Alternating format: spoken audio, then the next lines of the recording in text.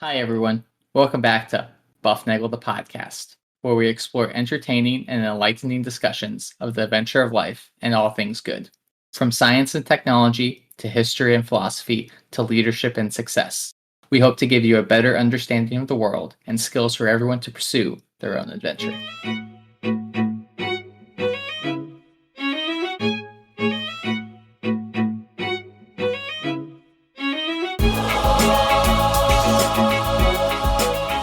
Hi, everybody, and welcome back to Bufnagle the podcast, where we talk about all things good in the pursuit of the adventure of life. I'm Rafe, and I'm hosting tonight because we have a wonderful big brain smart head guest with us today, somebody that may be familiar to you. We'll have to see, depending on how long you have been listening. So before we get onto that, though, we have to thank the world's greatest listeners because you have made us a global top 10% podcast.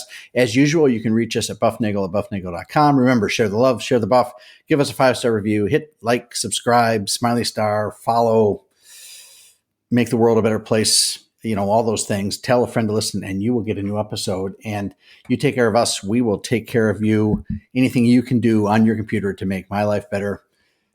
Hey, that's a great thing. We really appreciate that. Today is a special day that we have been looking forward to having for a long time. We have with us a big brain smart head, a multiple, how should I say it, a multiple time guest on the show in a capacity of not a guest, as in capacity as host and co-host. With us today is none other than my son, Zach. Zach has been out for a while. Zach, how are you? I'm good. I'm good to be back. Welcome on back and just like settle on in, have this conversation, which I think will be very beneficial, and go from there. Right. So now you are presently, as we're talking, in a little room on the other side of the planet in New Zealand. You are 18 hours ahead of me. You probably know already who won the games tonight, so don't tell me. All right. So, so you're in New Zealand, and how are things down under? They're pretty good. It's a sunny day today. It's normal, nice weather. Doesn't snow here.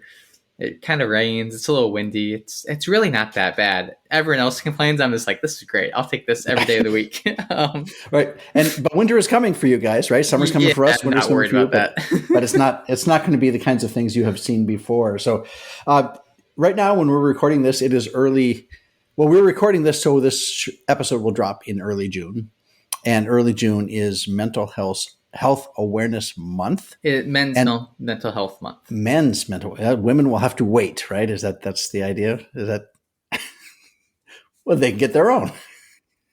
But if you're a woman, you can listen to it. That would be great. So it is Men's Mental Health Awareness Month, and that is a thing that is near and dear to you because you know a lot of people who have gone through a lot of stuff, and that's kind of a thing that you like to do and take care of, and that's why you are here tonight. Yeah, it's this kind of using, again, this platform, the space to talk about this stuff, but to talk about it, what it means to deal with mental health issues, how to process them, what it means with relation to masculinity, vulnerability, how to have support, aftermath of certain things, and like going forward and owning maybe that side of us that a lot of us, especially in the male-dominated spaces, have learned to suppress and keep away and shun and not good things, not expression, and just kind of just like have the full expression of our humanity present in the full expression of everything that we do. So you now you've been a high level athlete, and you've worked in a lot of different environments, from school environments, work environments, sports environments, and you've seen men in a lot of different roles in there, and they exhibit either well or poorly lots of different facets of masculinity. But I think what I pick up is there are some.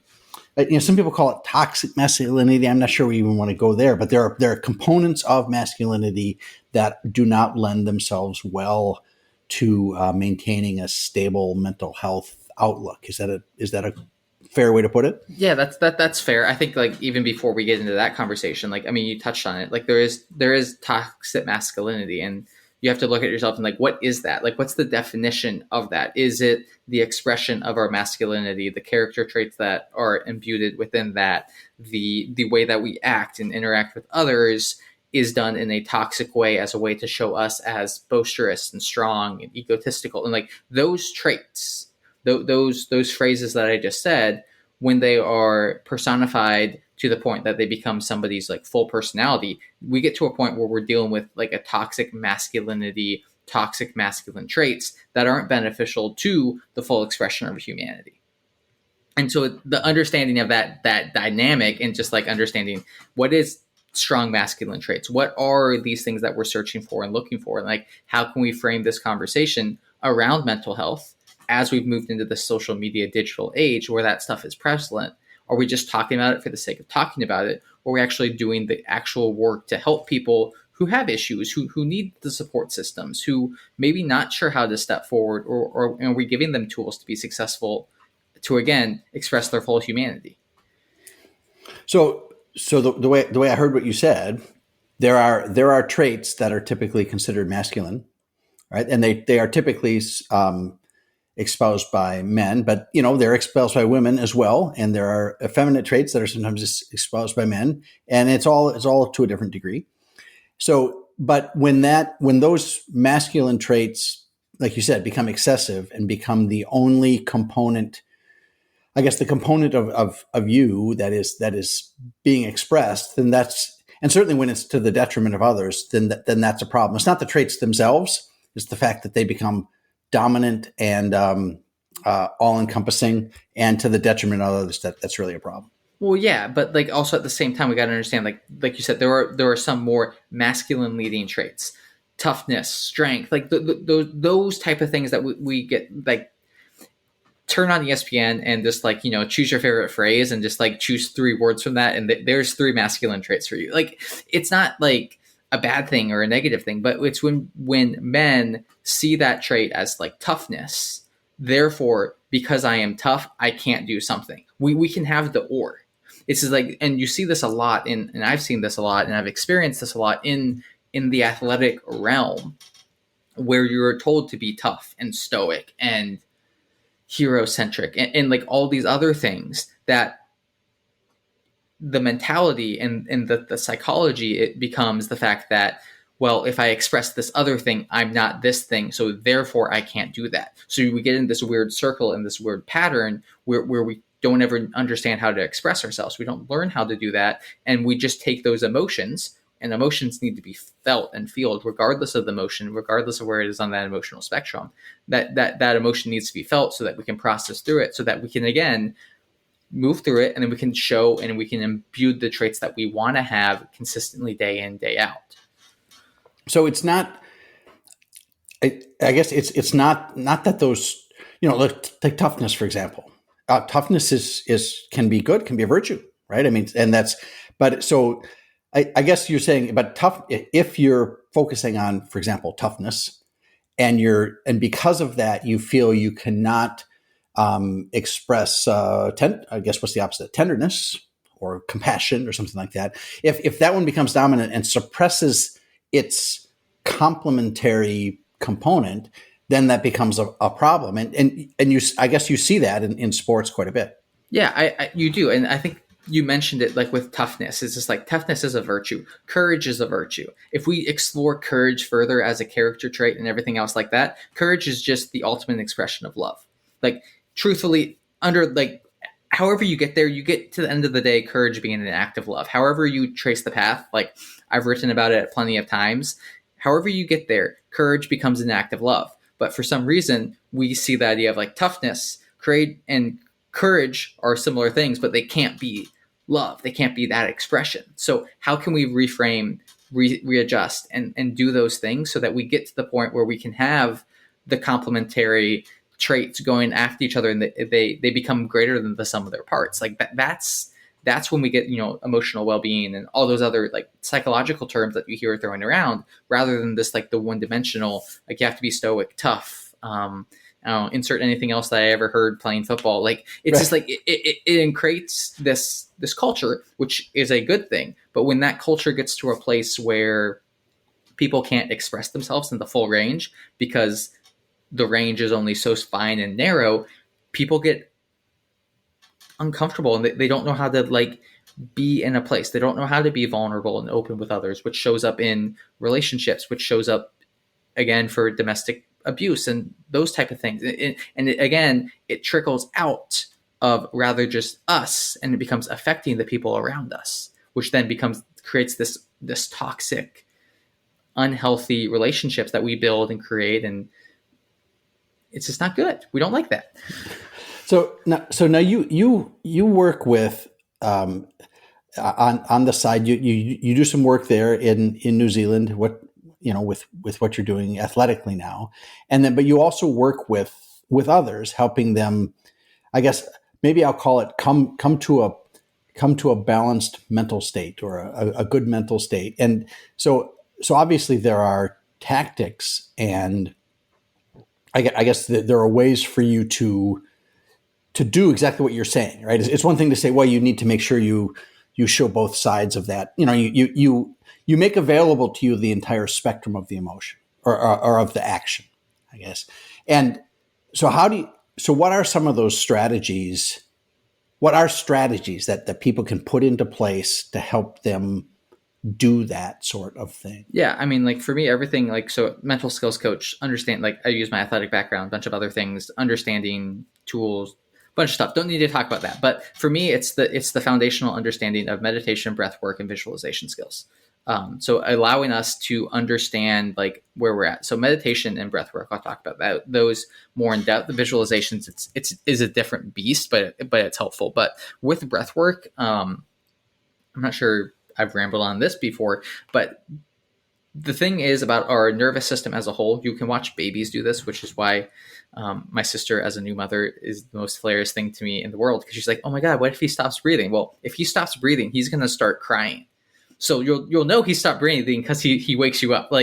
Don't need to worry about that, because our body is naturally, that's a thing it naturally does. And when it doesn't do that, and it's not allowed to produce and breathe in oxygen and dispelled CO2, well, we're going to be like, well, I gotta do something. And if you're a baby, you start crying, and mom comes and helps you, and that's good. But us, as we get older, our nervous systems get changed and shifted because we're doing a lot more things. And as a result of it, we get away from our breath. So if we're able to control and come back to our breath, we're able to look at a situation, rather than doing it and reacting to a situation. We can be like, okay, cool, there's something going on. How can I take myself out of the situation, reground myself, refocus, and then come back to the situation focused? You can see that all the time with anything in social media. It's like someone gets mad at somebody else. Well, it's like, if you take 2 seconds, take a big breath, exhale, you can kind of just dispel all of that and then approach the situation.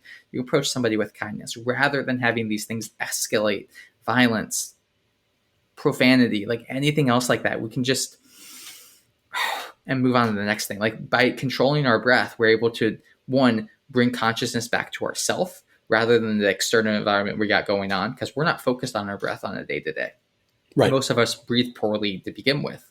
So twofold. But if we're able to bring that presence back and that awareness back to our breath, we can kind of be focused and ready to go. And the other one is, meditation. Again, it's a way to turn internally, just let thoughts come. It doesn't matter what you think about. Just give yourself 5 minutes just for you. And you can do that with anything that you choose to do. Maybe it's a walk, but go on a walk just to go on a walk. Don't go on a walk to get to the grocery store or to do something else or to listen to music. Just walk. Let your brain go. We spend all this time in such a, we're our eyes are, just all these photons and electrons and this things stimulating us. It's okay to be unstimulated. It's okay to slow down.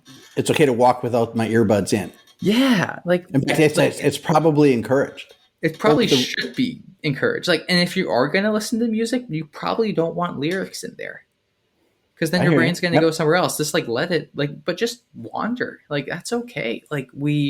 We live in a society that's so fast paced and moves so quickly that it's hard for us to slow down, control, and refocus. And which is why all these things spin up. So we're stimulated a lot, right? And we're overstimulated. Yeah, right. And we do that to ourselves, right? We're constantly watching things. We're constantly pounding our ears with with music or podcasts. Of course, this podcast is never overstimulating, Zach. That's just one thing to keep in mind. All right. So, but when we're constantly having the radio on or the earbuds in, and I'm guilty of that. That's a thing that I have a lot of trouble not reading or not listening to something. I mean, I'm always listening to something when I'm mowing the grass or when I'm driving. But what I try to do when I take my walks in the morning is that all gets left behind. The phone's left behind. The earbuds are left behind. I hear the birds. I hear my feet on the sidewalk. I hear cars driving by, or I hear the wind in the trees, or the the trucks backing up, beep beep beep, whatever that is. But you're right. And what it does is it really provides you an opportunity to slow down and think. And that's a meditative thing. Whether you're doing it through your morning prayer time, whether you're doing it towards some other sort of whatever else you're doing, it's good to not. It's good to let the stimulation come from within and just to bubble up, and instead of having it constantly directed toward your somehow, instead of always having it be task oriented toward accomplishing. Here I'm on my walk. I have to make sure I maintain my pace, steps per hour, or you know what, go for the walk and enjoy the trees. Yeah, and that's an important thing to do. It's like we when we give ourselves that opportunity to slow down, when we give ourselves that permission to slow down, we're able to be more present with ourselves. Yeah, it might take 5 extra minutes, but in those next 55 minutes of that hour, we're going to be a more beneficial state. Right. So, okay, and that's breath work and meditation. And you mentioned a third one. Visualization skills are just an extra thing that allows us to become comfortable with the unknown. So our brain can't tell the difference between a perceived event and a real event. We can test this in multiple different ways. But if you would imagine something bad happened to somebody that you care deeply about, you're going to get emotional. You're going to get teary-eyed. Your chest is going to, like, all those things that you would experience when you heard that news. Your body doesn't know, even though your brain just made up that scenario. It still can't tell the difference. So rather than doing something tragic, let's focus on something good. Let's say that you are getting ready for a job interview, and you're not great at job interviews, and you've done the practice, things about the company, but like imagine yourself in a situation. Maybe it's a Zoom call interview. Like you're on the Zoom call. What does your desk look like? What type of questions are they asking you? How are you prepared for yourself? If they ask you a question, you need to look it up.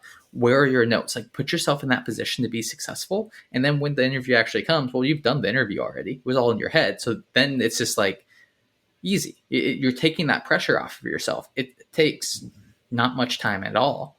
Again, it's a meditative practice. There's some other things we can talk about that as a whole. But like by doing so, we're again able to be prepared for that scenario, which means that by the time we actually walk into the arena that we step into, we're fully ready.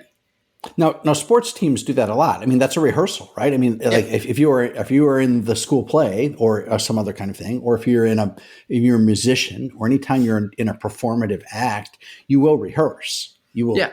You would do the things. But we don't do it with anything in life, and I realized this as a 13-year-old football player who grew up playing Madden. So if you've ever played Madden, when in the pregame snap option, you can press a button, and then you kind of go like a bird's eye view over the field, and it draws out all the layouts of what's going to happen. It shows you where your linemen are going to be blocking down or up, or if there's going to be a guy pulling. It shows you the ideal running line for the running back if he's getting the handoff. It shows you, where the receivers are going to be like running their routes, et cetera, et cetera. So like if you're playing the game, you're like, okay, this guy's going to go this thing, and you can like kind of see where it lines up on the defense. I realized that you can do that in real life. But again, using visualization skills, like I would be lining up in practice, and rather than just waiting in line at practice, I would be looking at the field and be like, okay, we're running this route, which means that I'm doing X, Y, Z, which means that when I get up there, I'm going to be looking to turn at that spot in the pocket of this defender and then go. So by the time everyone else in front of me was going or talking to their buddies or whatever, I was getting 4 or 5 extra reps in. Now, was I a very good football player? That is pretty much hard to determine because I never got to play, despite the fact that I never missed a pass in practice or anything else like that. So you can't really tell. Yeah, but you know, small guys can't play, right? I mean, that's the whole lesson, right? So okay. But anyways, I won 2 state championships and had a better sports career than anyone else I went to high school with, except for one person. Anyways, beyond the point. But understanding that I put that work in, the same thing when I was playing rugby. I'm like, hey, where's my play going? If I was like in a game situation, if we called a play and I was ready to go, I was already mapping out where my line was, where my running was, and like what would happen if it would change, so that like when the game actually came, I was just reacting. I didn't have to overthink anything. I didn't have to slow down and be hesitant. I was just like, go. I was able to react and go because I already did those mental reps. I was already putting myself in that position to be successful. Now you mentioned doing that like for a job interview, but so do you see that like that? You know, there are things like I would do when I would teach classes for hire, statistics classes for through a trade organization, and I would go to Philadelphia for 2 days, and I would teach a class on Monday and on Tuesday, and then come back Tuesday night. But I would get there Sunday night, and I would do exactly what you're doing. There are all these are all good lessons to do anytime you're doing a performative task. Is go there. I would go to the room the night before. I would check to make sure all the things, where's the light switch? Where's the slide projector? Where's the whiteboard? Are there markers here? What are we going to need to have? Where am I going to stand? Where's the microphone? Where am I going to put my notes? And march all through all those things. So we do that in work environments, but it's like, do you think that, so there are people running into everyday situations that they're having difficulty coping with, that you see this opportunity for these 3 components? Like we mentioned sports and we mentioned job interview kinds of things, but are there I would guess that if you have a phobia of going to the grocery store or what, like that is a worthwhile strategy for getting through that sort of thing as well. Yeah, I mean, like I know, like myself personally, like I hate the dark, fun fact, and I hate loud noises. So something that I really don't like is going to see movies. It is a hard thing for me to do. So like I strategically like go to the movies when I know the theater is going to be less crowded. Like I do those other things, so I put myself in a position so I don't have to deal with that extra anxiety. But like you were saying, I think we live in a world that's like there's so many things going on that these other day things become like almost like a burden to do, and it becomes harder to do. So we get fearful of the grocery store. We get scared of, having the conversation with the car salesman, like those things, because they're uncomfortable. They're trivial. Like they're things we don't normally do or think about, but they put us in these positions because we're stimulated and we're so overstimulated that we think that everyone's always paying attention to us. And anxiety and depression and like all those other things, like they come up and they manifest in different ways, and then eventually we just we lose that expression of ourselves because we're not able to, because of whatever reason it may be, and then we don't even know where to go. So there's a lot of discussion now that I'm hearing, at least in the circles I travel in, that I'm going to call it the current generation. It's kind of interesting to define that, but I would say it's the people that were the people that are entering college now that will be entering in the fall. So it'll be 2024. They were born on or about 2006, right? 2005, 2006. And they might have spent their whole life in this world that you describe. Now for me, growing up as a little kid, we had a pocket transistor radio with a single earbud we would put in if we wanted to listen to the baseball game while taking a math final exam in graduate school. Not that I would ever do such a thing as that, but that's a thing, right? We would do that. And that was like the most extra stimulation you could get, was doing that sort of thing. And other than that, we rode our bikes. We just rode around. You might have a stereo at home or a TV that would send that thing, but you hit the button, it's off, and there's no more stimulation there. There are kids that are coming into college now that are that have spent their whole life in doing, I'll call it performative acts. In anytime you are on the social media pages, that's a performative thing to do because there's an audience out there whose approval you seek, and that is, sometimes that comes with those, like I said, like the smiley stars and the thumbs up or whatever they are, but you're seeking that and you will try to contort yourself to achieving that, but you will also expend anxiety toward making sure you do it right, lest you be flamed off the web for being a goober or something. Well, like that too. It's just like we want the recognition, so we'll change and we'll shave the edges off of ourselves to fit into society. Like and like that's what you're saying with the social media thing. Like we will go around with whatever the group is doing because like that's what the group is doing. Like I don't know. For me, I look at it as like kids aren't exploring and adventuring like outside like I did when I was a kid. Like. And like they're on their phones, they're watching TV, I see it here in New Zealand. It's just like they're all like, yes, people walk around a little bit more here, but like people are still like, their iPad this and iPhone that, and I'm just like, I looked at my phone the other day. I don't think I got any text messages yesterday. I was like, I don't know. I don't care. It doesn't affect me. Like there used to be a time when that stuff did, but it's just like, if I'm going to have the connections that I seek and I want in life, I'm going to go out and do them. And it doesn't mean that I have to text somebody every day. Yeah. It's nice to text people every day and to have that connection and to be seen, heard, and appreciated. Yeah, of course. 100%. I'm not saying that's a bad thing or not a thing, but the idea that we always have to be going and going and going, and eventually, especially with social media, especially with that younger generation, there are a lot of high achieving, high achieving performance things that happen, and people celebrate that stuff on social media. And if you're a normal kid doing normal things, no one's going to post about normal kids doing normal things. They're going to post I made my bed today. Woo! Yeah, well, I didn't make my bed today. or normal things here, right. Abnormal. But like the idea of the fact that like kids are getting 36 on ACTs and like they're but like what about the kid who's just a kid who got a 29 on his ACT, who's good enough to get a 50%, if not more, scholarship to a state university to be able to do a thing to explore something that he's interested in, to then go on that next level of his life. Like those kids are getting forgotten and left behind. And then below them are the kids who just act out, who want attention, who are even struggling academically. Like that's a different thing. So we've gotten to this point where we celebrate all of the highs, and we've forgotten about the humanities of it all. The fact that like we can just be a normal kid doing normal things. Yeah,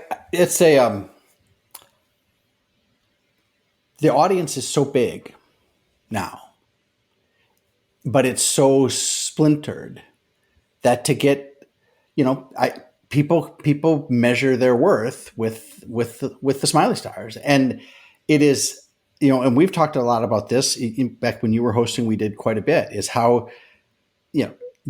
are we getting the likes that we need to get? Are we getting the listens that we need to get? Do we have the subscribers that we need to have?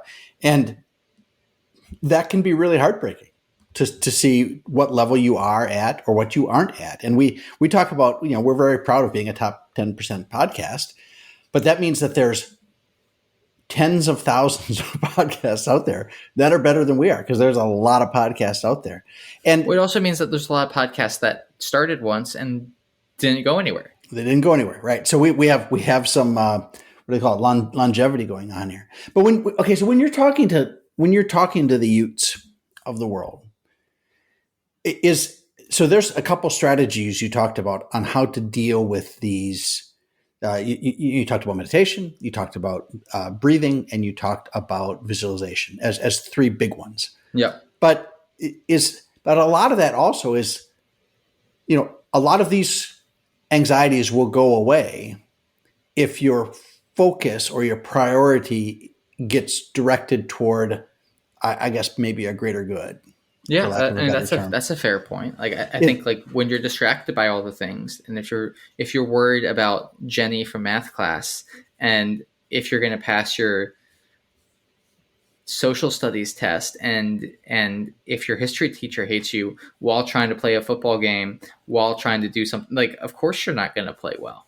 Like one thing that I noticed, just like playing sports as a whole, like the moment I saw somebody like get like over animated on the other team, okay, cool, I'm going after you the rest of the game. You just Yeah, make my job so much easier. like over negatively, like right, Yeah, they hang their head or they stomp their yeah. feet. That yeah, yeah. Or they're yelling at their teammates, or they're being. I'm just like, That guy's okay. That's I want to I'm go just after like, that guy. yeah. I'm Yeah. just like, cool. It's just like, but like it's.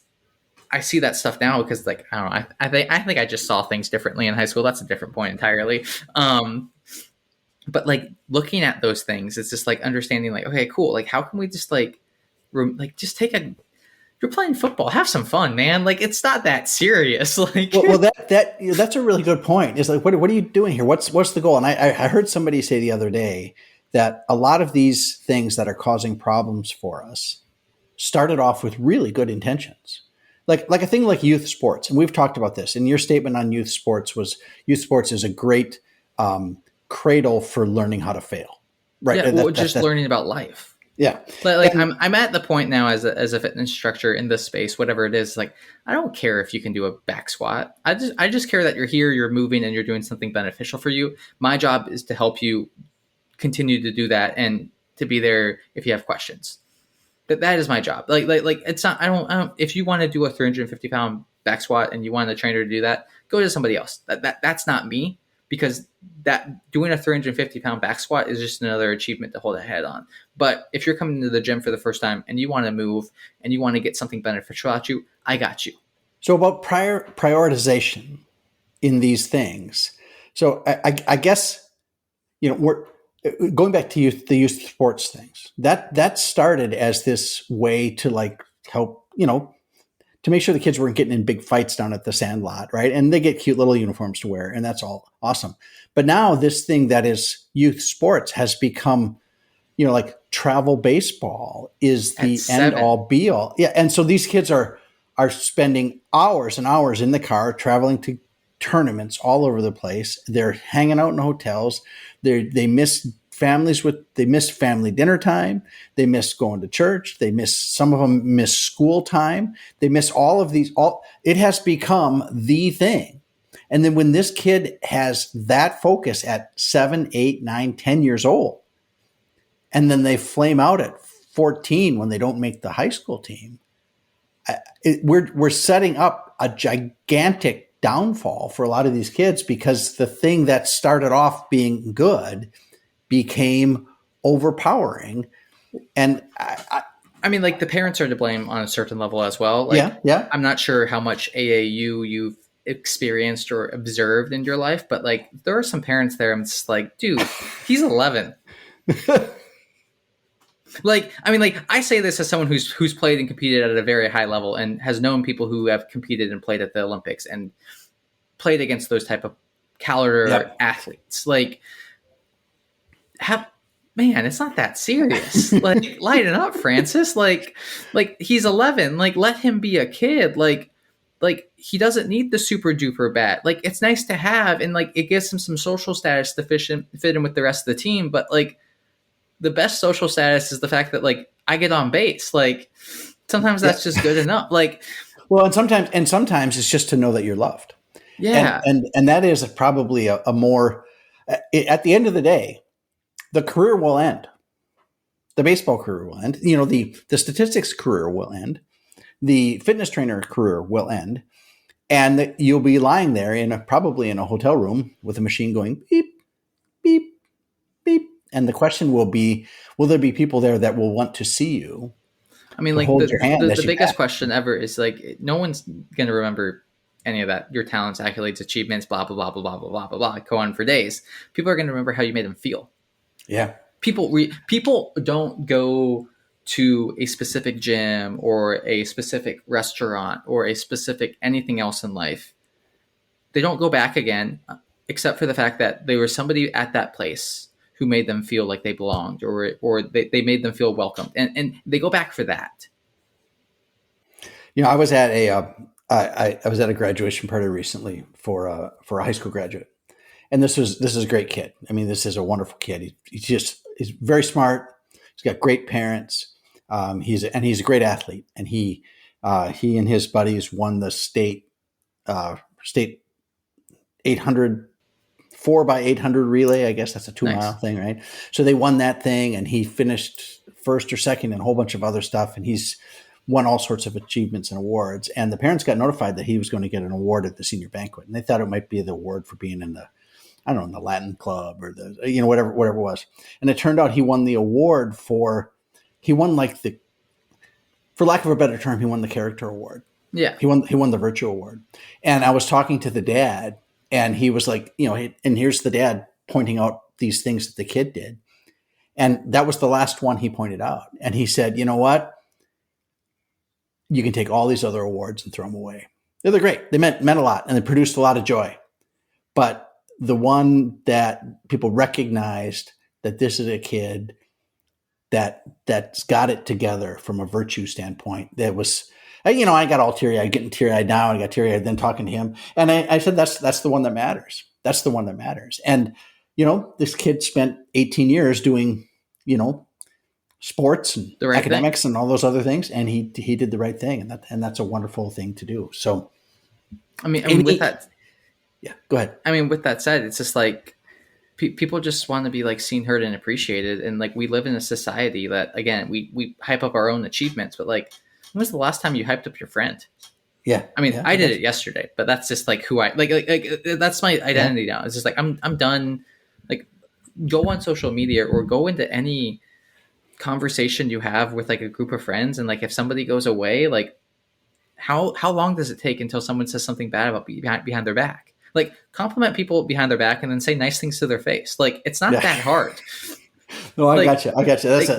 Where does it get you to derail and mock and criticize someone behind their back? And then like, eventually those things are going to get to that person one way or another, which is then going to make them feel God knows how. And then it's just going to create that spiral, those mental health issues, the anxiety, the depression, the disconnection. Like, it's going to manifest in a different way. We talked about this at the beginning. And then we get to a place where we don't know how to process those things. Anxiety, panic attacks, dealing with depression, dealing with friends who have, like, it's hard. It is hard, in my opinion, to be, 27, 28 years old right now. Like, in this day and age, it's just difficult because there's so much noise around us. I don't know how the younger generation is doing it. Like, and then on top of that, they're not doing it well. And that's the answer. It's not going well for them. I mean, and like, COVID messed up a lot of things. That's a different conversation entirely. But we look at the fact that like, it's hard to be young in this generation. The economy, it's really not great. Let's be honest. It's difficult to buy a house.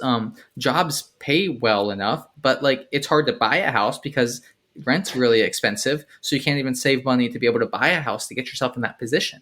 Like, so there's that stuff. So you have financial pressures, all these other things. And then on top of that, especially from like the male point of view, like if you are struggling with stuff, the shows, the TVs, the pop culture references that dictate and show mental health, especially from the male point of view, do it from a comedic point. They use it as a comedic lens. And like, I'm going to highlight two different things here, and we can take this conversation that way. But if you've seen the Avengers Endgame, Thor gets really, really fat, which is funny because he used to be like, an Asgardian Norse god. And then he gets fat. That's funny. But he gets fat because he's depressed because his people died. He lost his brother. Yeah. His dad died. He found out he had a sister and she was a psychopath who wanted to destroy the world. And then she died. Everyone around him that he cared about is dead.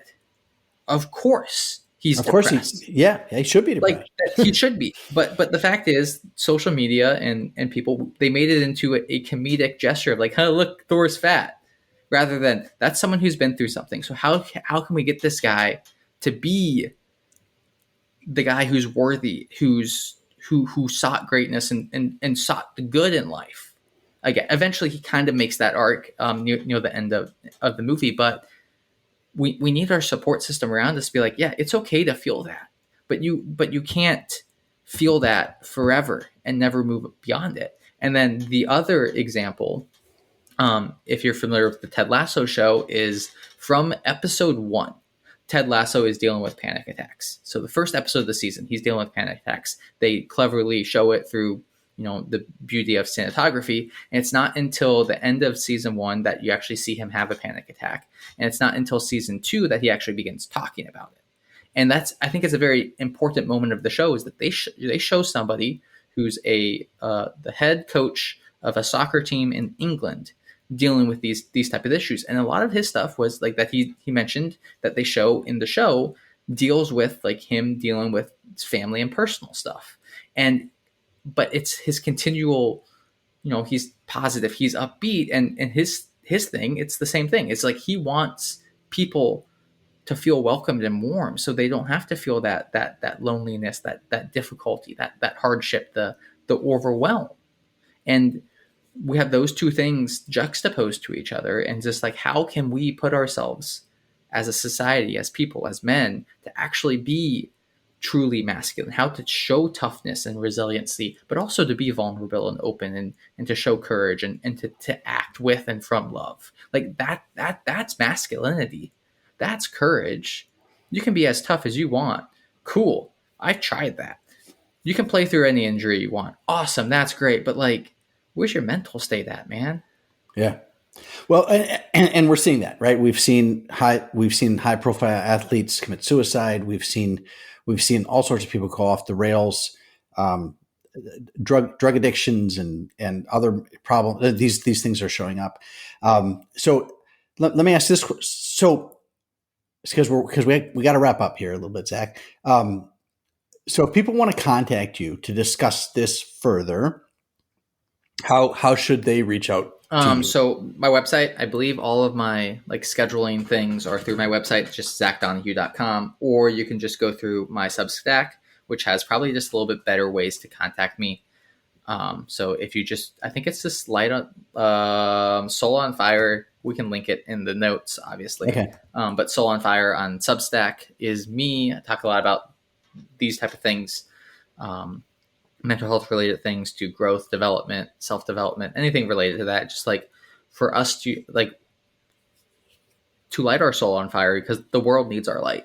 I think we live, at least my generation, we live in a pretty dark time. Yeah. All right. Well, Zach, thank you very much for joining us again. It is great to have you back and see you here on the computer screen in the way I used to see you in days of old. And like I said, it's always good to talk to you, and your mom and I will call you one of these days again. To the listeners, I would like to encourage you to, as we always say, seek the good, live virtuously, and flourish, and enjoy the adventure of life.